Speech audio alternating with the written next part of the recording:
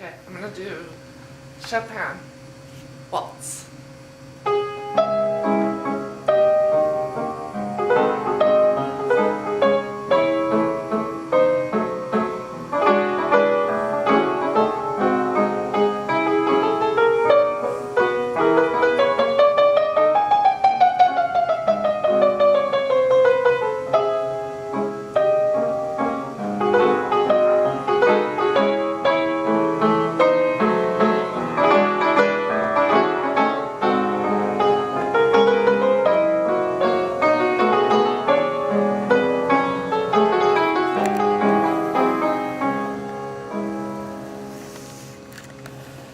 What'd you think? That's beautiful.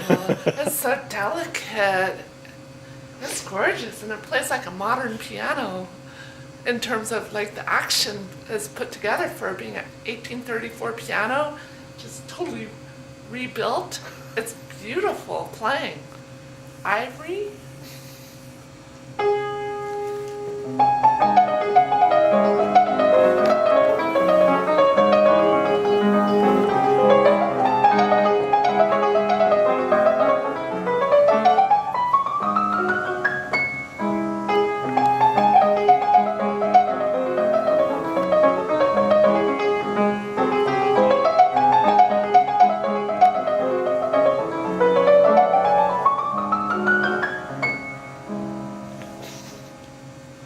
Chopin plays well on this. He was 24 years old when this was made. Yeah, this is beautiful, delicate sound.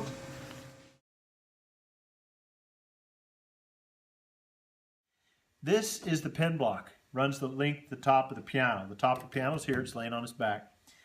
And we took off two parts to the pen block. First of all, there was a cap that held the bridge on it. And then there was a second section. They were in two layers, obviously laminations.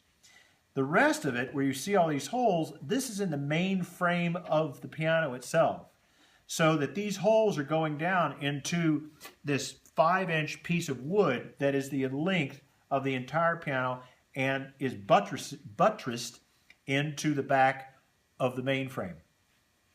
We're going to have to cut right along this soundboard the perfect depth of the pen block that's going to stick up on top, and then cut it through this direction. So we're going to have to chisel underneath these bars and cut the length so we can cut a hole for a new template for the pen block here. The real issue comes down to this piano, this did not have a metal frame in it. It had 3 metal bars that was supporting the pen block from the pressure of the strings. This metal bar is gone. Here's the second one, here's the third one. That's it. Other than down here, that's the only metal on this piano. When they made it, there was a underneath, let's say, wooden plate down here. They put the bar in, screwed the bar down on this plate, and then glued, laminated, this wooden plate on top where all the hitch pins go inside. So in essence, for us to try to get to these screws to take these bars out, we'd have to chisel this entire plate off, which would destroy it. This is, it's 180-year-old wood. We really don't want to do that. The glue is really solid, and it'd be very hard to take out. It's going to be a fun project. Okay, so what's happening now is the piano's on its back, and we're cutting in the cracks that are inside the soundboard. Now, what's interesting about this is some of these cracks over time have been filled at different eras. Like in this piece right here, that crack right here was filled, and then another piece was filled in, and they have little bitty sections. So we're pulling all these old pieces out, these old replacements, and then cutting a V. Now this is a special tool that is made just for soundboards and creating a brand new V shape into the crack. So this is going to go on a template, and then it slides up and down the soundboard to cut a V into here. Then we have spruce shims, and we're going to put the spruce shim perfectly inside, cutting out. You have ribs going this way, so we cut out in here where the ribs go, so this can go pretty deep inside there, and we sand it flush, and you have brand new spruce shims on a spruce soundboard. The difficulty with this one is that the cut goes under the metal bars here, under the metal bar. So this is going to be a whole lot of small cuts to replace and make this soundboard whole and filled with integrity again. We had an entire piece that was gone here, and this rib was gone. So basically, and this was completely cracked out as a soundboard and just hanging here. So this has been laminated back to this piece. This piece at the very end, which is this little triangle, has been laminated back to this corner. A brand new piece of spruce that came from a piano about 1905, 1906 has been laminated back into this particular configuration, and now a rib from similar piano, turn of the century, last century, is being put in right now. You can see we've already sanded this whole area.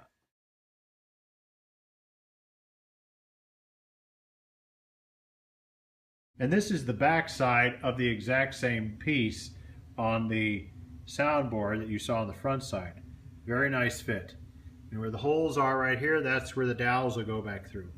So that brand new piece of spruce that was gone, everything cracked out of here, fit really nicely.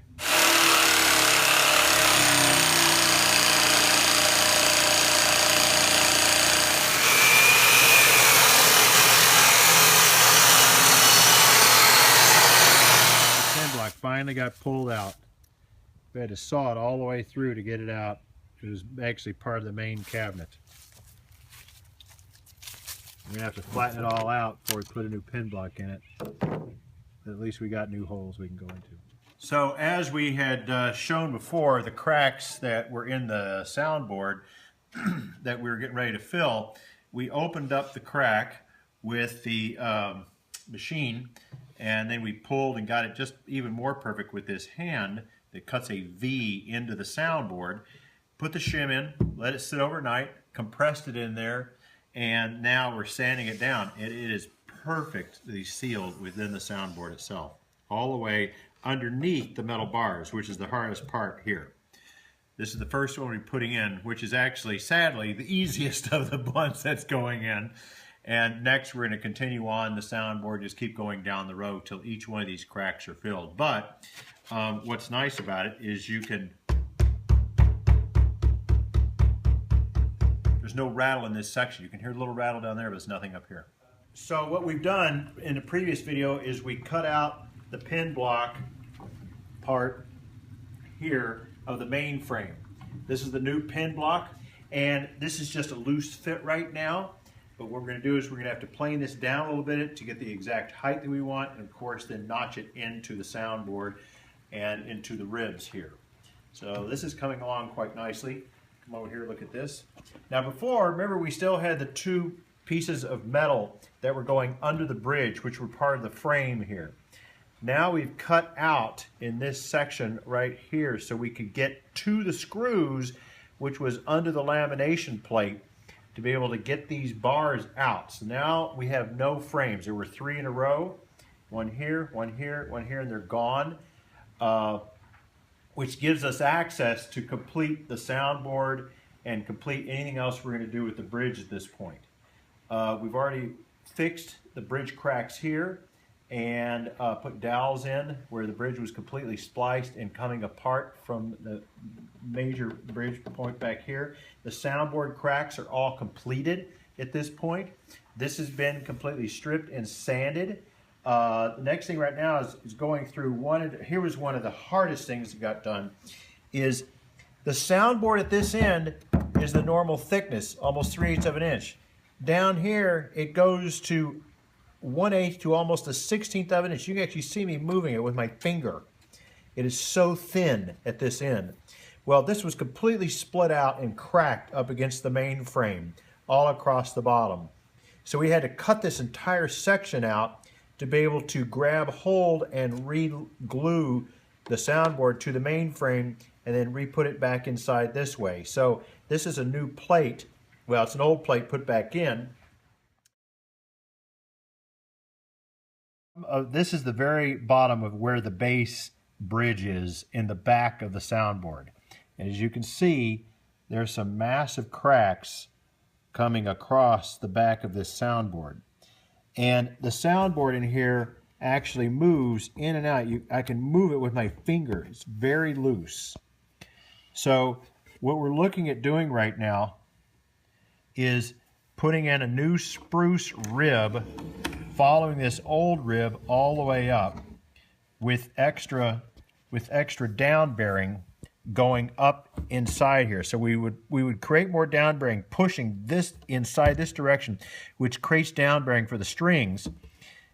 Put it in the ribbon first, then do the shims or the soundboard so they can compress when the strings go on going back this direction. But we're going to have to fix this because this could collapse with new strings on it, because this is the weakest part in the whole piano, right in this section. To get a sense of where we were just talking about, this is the back of the piano. That's the part of the soundboard we've already fixed. This is the back mainframe. And here, point down at the bottom, now we were talking, Augustine. Right in here, that's where the bass bridge is on the other side. And it is the place of the most cracks and the loosest part of the soundboard. So we're going to get in between the main frame and put a new rib in before we do, like you see, the back shim that's already been done up here. Metal plate had to be made and cut into it so that this would not come apart again. So this is never going to actually split like it has in the past. So this has all been re-glued on the very bottom. Next thing is that sanding the entire thing one at a time and starting getting it down to the original wood so we can start building it back up and finish. So to get the bridge off the very top, we're using an iron and a steam because all the bridges, all the glue back then was made out of hide glue.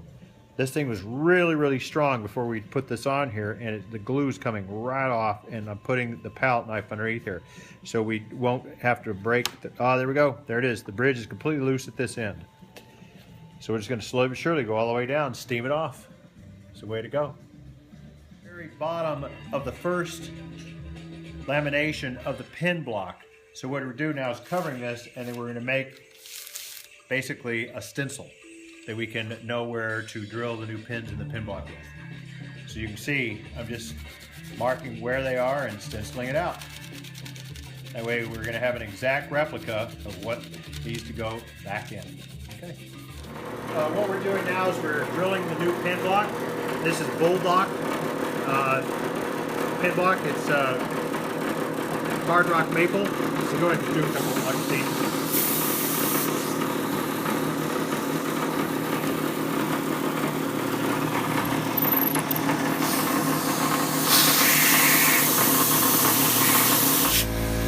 We have the drill bit that is going at a very slow speed so it doesn't heat up inside the hole, and the entire thing is at a 7-degree angle, so when the pins are inside it pulls the string back. It helps with the physics of the pull. So we're almost through drilling the pin block, as you can see. One hint for those in the future is you want to drill very slowly into it so you have nice round holes coming out. Otherwise it actually pushes the top laminate off. Now the one thing about this was drilled originally with a hand crank 180 years ago. So all these holes, this is exactly the template that came out of the old piano. I mean, to the fraction of an inch. So this is what they measured to make the pin block. Okay, we've been talking with Spencer, trying to come up with why we end up having this much a cut right here in the pin block, and what we think it happened because it's a too big of a gap right here for this piece. Only it needs to be cut just a little bit. So we were trying to figure out why they cut these two pieces so long, and the only thing that we can think of is that they had the pin block already in place, and they still needed to put these bars in, so they didn't have the room to put it in. So it looks like they probably forgot to put it in. So what they did is they cut these pieces long so they can come up in an angle, and little by little slip them in and put them in place. Then they use a shim to hold it in place, and also to cover the rest of the cut that they did. This is one pin block now. We think that they had one, they glued it in parts. they had one that was flush. It was in there. Then to be able to get these pieces in, that's why they had to cut that out, because they had to slip it in like Augustine just said. And then they glue the other pin block on top of that and then put the shims in. Very interesting. But that's not what we're going to do.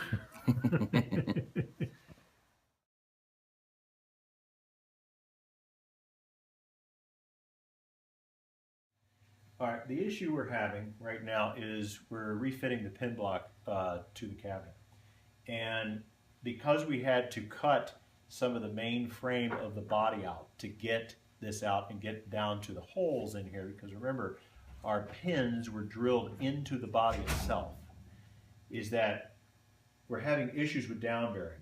So right now, if we put this here, and this is supposed to be a string, we need down bearing on the bridge. And see, we have down bearing. Right there, the string's touching at this point, and then we're touching the front bridge graph, and we have down bearing.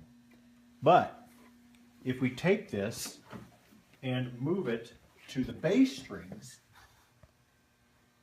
at this section, and we bring it back to the bridge at this point, the issue we're having is that the string is not even touching the bridge. So we're going to have to start shimming, well, taking out parts of this back cabinet. And I'm right now trying to decide if we take out 6 millimeters, 8 millimeters, 10 millimeters on a graduated plane from here to here. This is perfect up here. This is 8 to 10 millimeters too high at this end.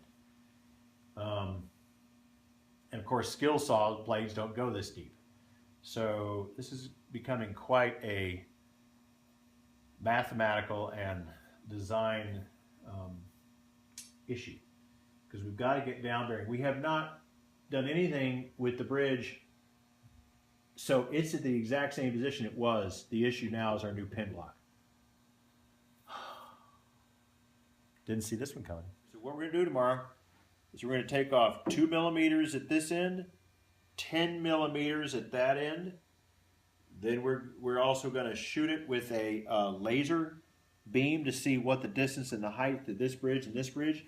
And the worst case scenario is we're going to have to cut, steam, or heat this bridge off of the soundboard. Okay, we've brought the pin block down, and as you see, we have sample strings that are going on various parts of the bridge so that we can measure down bearing. We were also steamed and brought up the base of the bridge so that we could bring the bridge up and do down bearing. Now we're going to get the exact width of shim that we need under the bridge to create an equal down bearing from 8 to 12 all the way up to the end. So currently we are right around 12 here, about 10 here, 10 here, and we're about 8 here, which is perfect. This up in this range is around 15, right here about 15 to 18. So it's looking good. Taking the bridge up and then taking the whole pin block down is going to give us the sound we're looking for. So what's happening right now is that the only metal in the piano are these 3 bars, which make up what would have been the metal plate. And we're hand scribing where they need to go into the brand new pin block to support the angle of the pin block. And we cannot be off more than a fraction of an inch, because they need to fit just perfectly and wedge in here to support the pin block. So little bit by little bit, Augustine is taking off just the edges, and then we're drilling and grilling and sanding it out. Now the pin block is in the piano. It has been glued and set inside the piano. So we'll look down in here. These are the support bars that we cut out of the pin block, and then we've put in really, really small shims on each one of these so that there's no give coming this way. The bolts going through the piano have been cut. We have a couple more to do at this end, and these are finished and ready to go. So what's happening at this point is there's little bitty, tiny little shims that are going to go into the main frame up in this section, and just a little bit right in here against the soundboard. So what that does is when finally the strings get on and all the pressure's going this way to pull the pin block this direction against the metal bars at this end, there can be no give between the bolts, between the bars, and between the shims between the main frame. So it's a very, very tight fit, and we let the glue joint sit for 4 days. So it's looking really, really good. We're very pleased with the progress. So the next step right now, finish the shims, go ahead and refinish the top of the pin block a little bit. We're going to put the plates back on these two bars, and then we can put the wood plate that's back on top of here, and then refinish the top. Then start putting the pins in.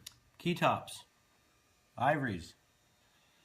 Basically, I'm taking them and putting them back to as new or as good of condition as they were originally, which basically means checking each one, pulling them off if I have to, re-gluing them, refitting them, and basically refurbishing the key so that when it goes back in the piano, it looks like it did when it came off the floor at the factory. Look at the difference between the buckskins at the back here and the screws and the tops compared to the ones that aren't done. So like this one here, someone had re-glued it with some rubber cement, so the key was not flush to the wood because rubber cement doesn't work for gluing key tops on.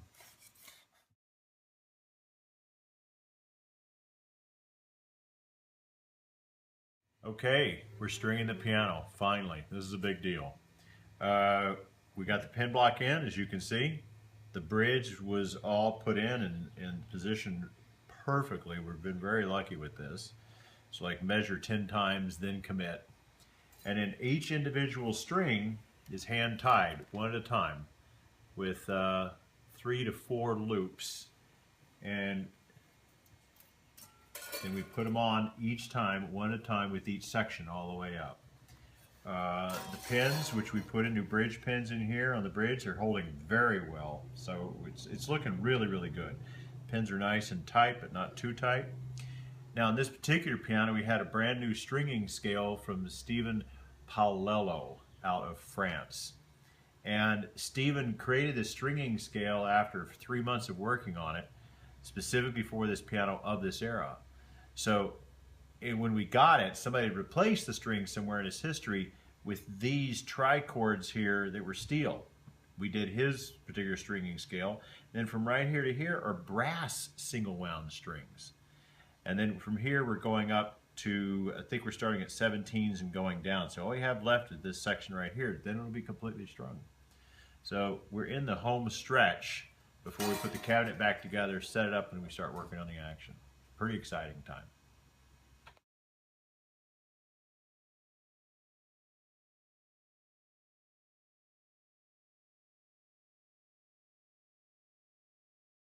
Okay, so what we've been doing over the last month is the action parts right here. And we've sanded and cleaned up all the sticker, the butt, flange, everything, polished all the metal, put in all new brass, and actually resurfaced the leather.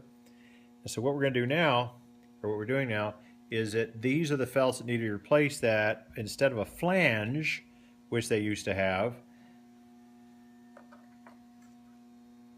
the pin goes inside of the flange here, and then it screws. Some of them have a screw, as you can see at the ends over here, screw it tight. These that actually screw it down so that this junction gets to be tight. So right now, these are 0.90 millimeters, 90 thousandths, and this is 88 thousandths. We put this in here, and we're using hot hide glue to put all these on, and then we're going to do all these all the way around. This is the damper assembly. This is the entire damper assembly. Been working on this for weeks, and what we're doing is we took every one of, it's a similar type of flange. They don't really have flanges like we're normally with felt in the middle of them. That was invented later.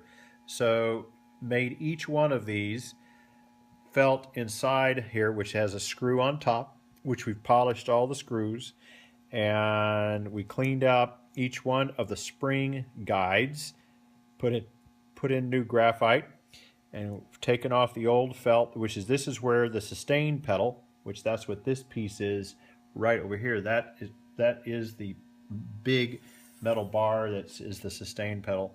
Goes up against here. Then the last thing will be a little piece of leather is going to go right here at the tip, and that's what the key pushes down to make, when the damper's in the piano, it pushes the key down and moves the damper. It's very tedious work. You're using hot hide glue, and you got to do one small process at a time, wait for it to dry, pin inside, then do the other one. Once it's all off, then you trim, you put it all, a lot of trimming. But at the very end, every piece in here has got brand new felt and brand new pins, and hopefully it'll play well. I've put the action in several times and taken it back out again here inside the key bed. And the problem that I've just faced and I've now understand is the key frame is warped from the treble to the bass. The actual treble side of it is almost 5 millimeters, maybe 6 millimeters higher than the bass. And that's why every time we action back into the bed of the piano, the hammers are much closer to the strings. And now I'm going to sit here and chisel out and grind down the back rail of the key bed, where right in this section it's totally a lot higher, and so the keys are much higher. And that would also attest to why the top end, the keys are just going higher and higher in the key frame itself. Sooner or later. You're taking the action in and out. Each time I take the action out, it's a 4 to 5 hour process because everything is screwed in at one time.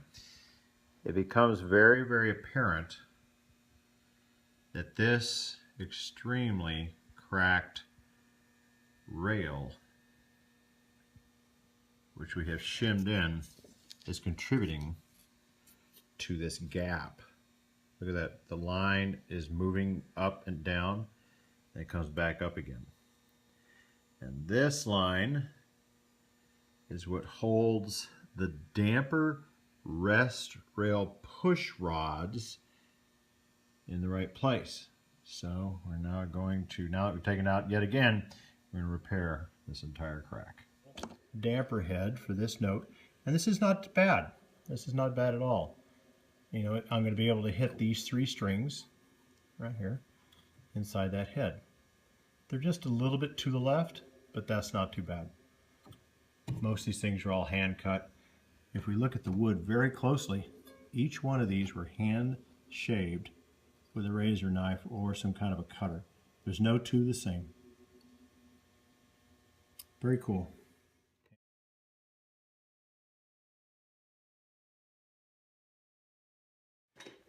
We set up over here. The hammers are all on a table in parts of tin. Here's the old set that came off that I'm using as a template a little bit if I need them as a reference. These are the only ones that most of the head, these are all the heads left that were attached. See, these are hammers that are going to come off, and I'm going to hang them along the action here, each one of these dowels. And the dowels are angled from one end to the other quite a bit. At the very end, you see they've gone up above the black bar. These were the size of the hammers that came off. They're very small. Most of them, half the hammers weren't even on the action when we started. The hammers over here that came in that were handmade by Martins out of England, took them several months to have them done. These are what are going to go on. And when I get the hammer, you can see the big difference between the two. So they have to be hand shaped to go into the piano, which takes quite a bit of process. So here's the action. All the shanks have been replaced. The action's been aligned. Everything's ready for it to go into the strings. So if I put the raw hammer on right here, you can see the size difference between this and the ones next to it. So we're having to hand shape each one because these are so small. The minute it goes in to hit the next string, it already hits the hammer next to it, right in here. And that's what we have to avoid. That's why we have to hand shape them. So to do that, it's in and out and in and out and in and out and in and out of the process several times. So we have a drum sander, brand new belt on here, so we keep the felt white. We want to make sure that it stays white at all times, clear of any kind of dirt. We come in, we start grinding in the angle we need to.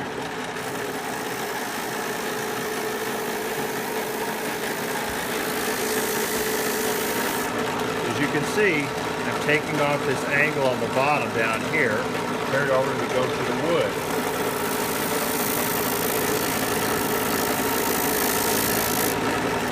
Then we go to the other side, which is the top side.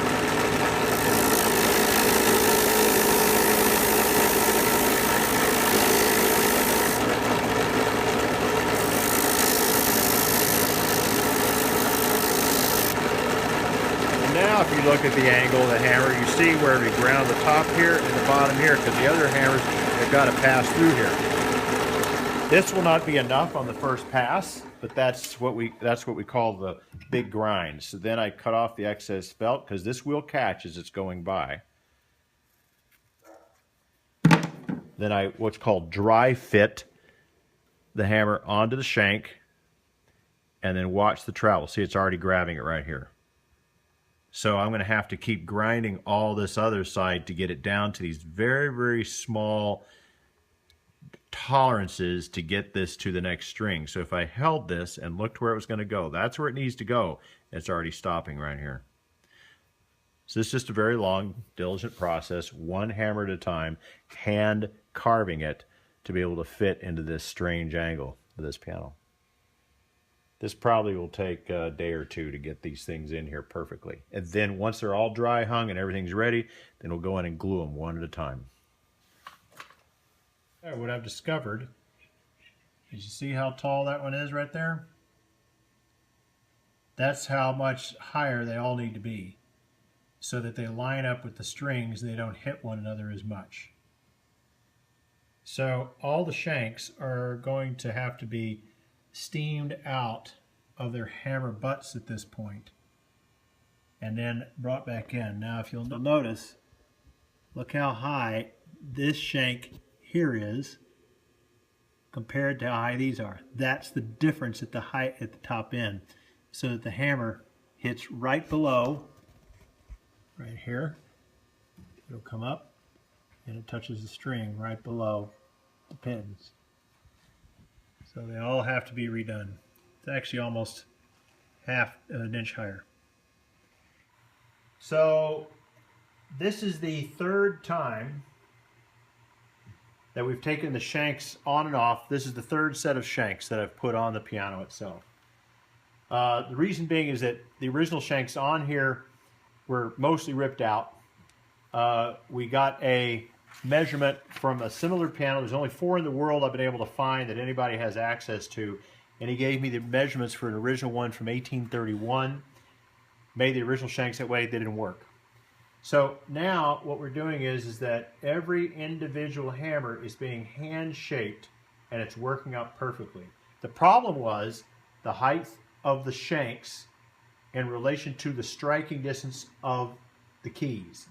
Because at one time he said they were higher, they were going off too much. We did it lower, went off too much this way. So they have to be exactly perfect, so you can see they go straight up and down off the strings like this and hit, but they won't hit each other. Down this section, you notice they get even closer. Look, we're getting really close to where they're right in there. What we're doing now is we're going to try to put together the casters that are going back on the bottom. Originally, they had a caster that was countersunk into the wood frame here. They went in this side right here, and they were made of wood. We're pretty sure they were probably wood casters that would only roll this way.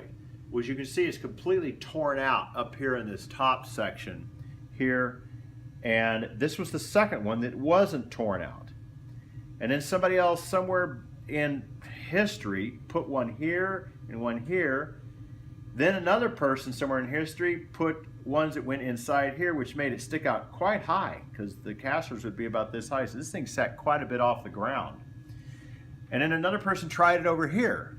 So we have 3 or 4 different sections that are happening. What we're going to do is we're going to recreate exactly what they originally had using solid brass, small caster that would roll sideways like this.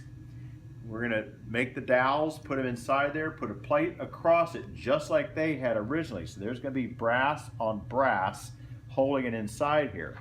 Instead of putting the piece back up in this section, you can see neither one of them worked. They both were torn out, and it goes inside this place of wood. Doesn't work. We're going to put it into here, cut into these channels so it would go in and out just like this. So you have a little bit better spread. This also more meat to be able to go inside the wood frame to put it inside of here. So this is how we're going to do the casters. They'll be put back in the way they originally came out, but with brass now and in the style that they originally had. Okay, for when we work on this piano, we had to take this whole side off. So the split right here, that's where the piece came off. So we had to replace this whole piece right here, and we had to put the veneer in there. But first of all, before we put the veneer in there, we had to take the old veneer so we can replace it. While keeping this one little veneer line, that one little light line right there. Yep. Very fine. And some other places where we need to replace the veneer line in the back side. Also, we need to replace which I'm working on it right now. It's a missing piece in the bottom. This whole bottom piece was missing when we got it, and it was also completely trashed back here from all the moves. And that's pretty much it. We're getting pretty close. Real soon we're gonna start putting the finish on. This Get the veneer on first. This is the last piece that we need to work on, and then we'll start working on the finish. Okay, here's the back side veneer job. This is original, and we had to take this whole this entire edge all the way off to get the side piece out to do the rest of the work on it. So this is brand new rosewood, curved all the way down, and this line, which is a piece of very, very thin veneer, we are replacing, it's right here as well, we're replacing off of a front of a British piano from the 1860s. So it's matching actually very nicely. Very nicely. You actually can't tell, is this all new here? Yep, this is all brand new, meaning that it's a 150-year-old brand new veneer. It's looking really good. So the next thing is going to be replacing this up here in this corner, and then replacing the entire block and all the veneer down here at the base.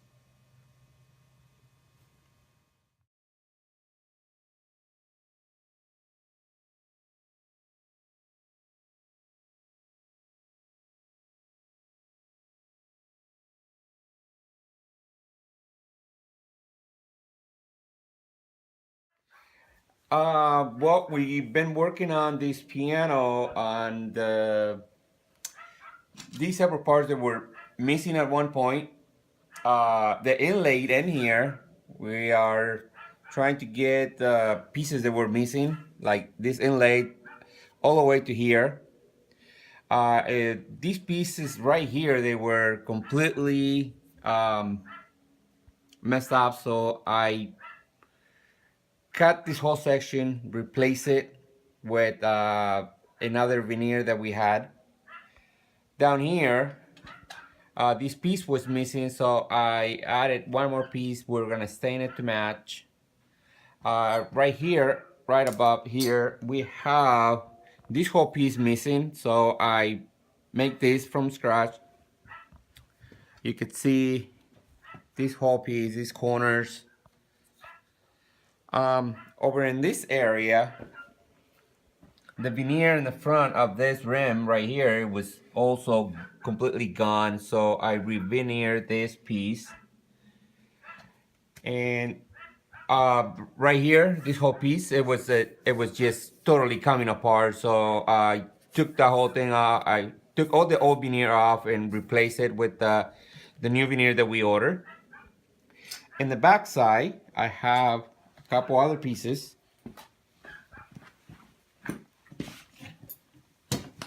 This molding right here, we replaced. It had two different turns, two different ways that I needed to shape it. I needed to shape it to the rim first, and then it also had a curve once I cut the shape of it. So right now, be working on matching all these wood filler. That is some areas where I couldn't replace the veneer, was too small of cracks that I just decided to fill in. That's it for right now. What about this up in here? Anything? No. Okay, good. All right, thank you. And how long do you think you've been working on it, on this particular, these particular parts like this? These particular parts right now, this is the most difficult areas right now, because I have to really carefully dig straight across, and then use a wider veneer that I'm putting together, putting two pieces together, because one of them was way too thin. The area that has given me more problems, that was the back, because I needed it took me like 3 days to shape the curve that I wanted, soaking the wood in water and putting a brace on it so I can get the shape that I wanted.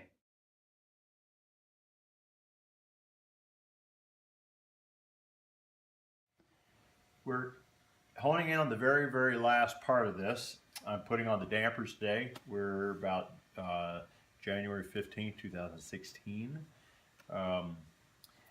So far, we just finished our 6th coat of lacquer on this particular board, which we call the fall board. And this board comes down like this. You can always pull these out of the way on the sides. Fits really nicely, especially, and this really pops out.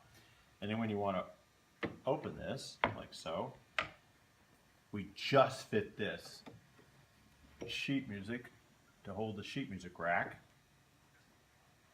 And it folds down, and here's where your music goes in front of here. This particular piece came off a completely separate piano, and yet we're able to match the burl on the front of this piano with this piano, and these with here, with all the brass. Very hard to match these. We went through 5 or 6 of these old music racks from the mid to late 1800s in Europe to be able to find a perfect match, and this is perfect with the burl and the coloring. So this is what it looked like when you're going to play your music. Sit here and play just like this, just like they had back then with candles on both sides. These are hand matched for this and crafted to mold inside here, and then they'll move out of the way either direction. Getting very, very close.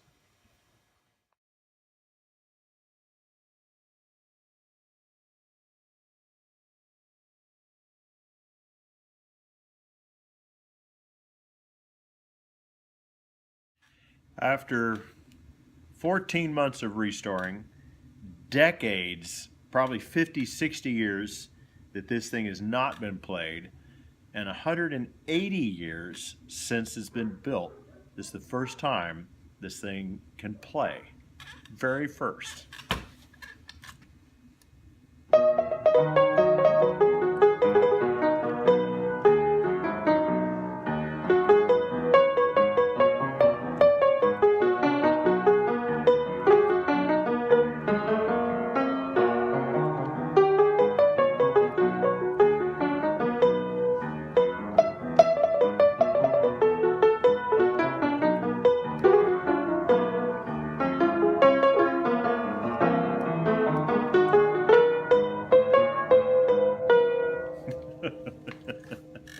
needs a lot more tuning and help, but that's cool. That's way cool. I'm really excited.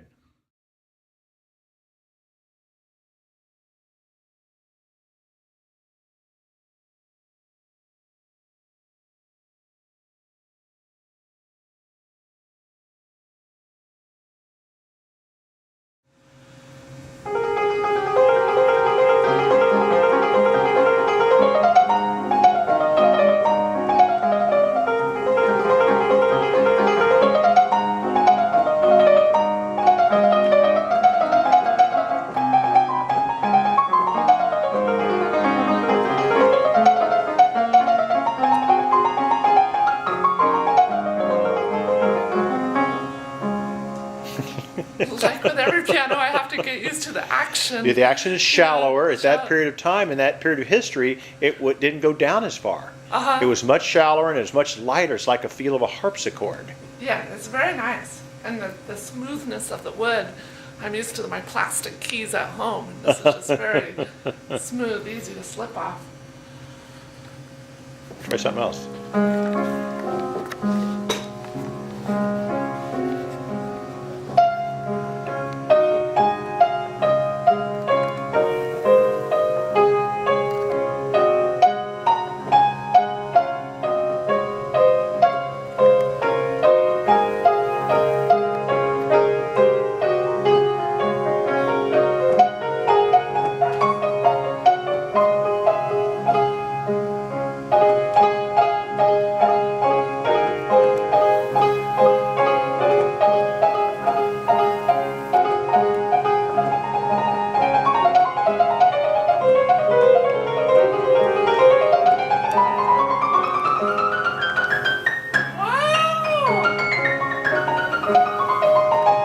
Plays the highest note of the piano.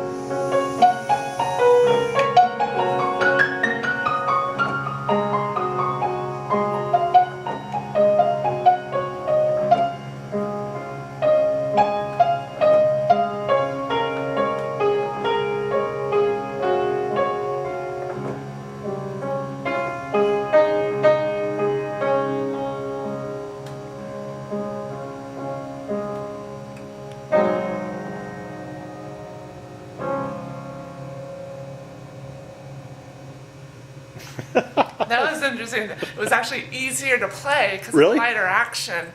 And the bass didn't overpower, like on a modern piano, the bass just overpowers the piece. Oh, does it? And this is so much well balanced. And Chopin used the highest note on his piano. Right. This is what this is a set. This is a modern. 1 octave less. This is modern in that day. In fact, this is ultra modern. When this piano was made, it was the 4th year the upright was made in France, and this company was the company who made the first upright in France in 1830, 4 years before, for the King of France. Right on. And it would fit well in his parlor. Yes. Or in his, What else can you say about it as a professional pianist? well, just the finish of the woodwork is just absolutely beautiful. So never mind the piano action in itself, but yeah, it's very, and the pedal on the left, that's kind of interesting. Is it just one pedal? It came with 1 pedal on the left, a wooden pedal. Yeah, it's just real nice, sweet action. Excellent. I'm so glad you like it. I really am. I didn't know what to expect. That's pretty.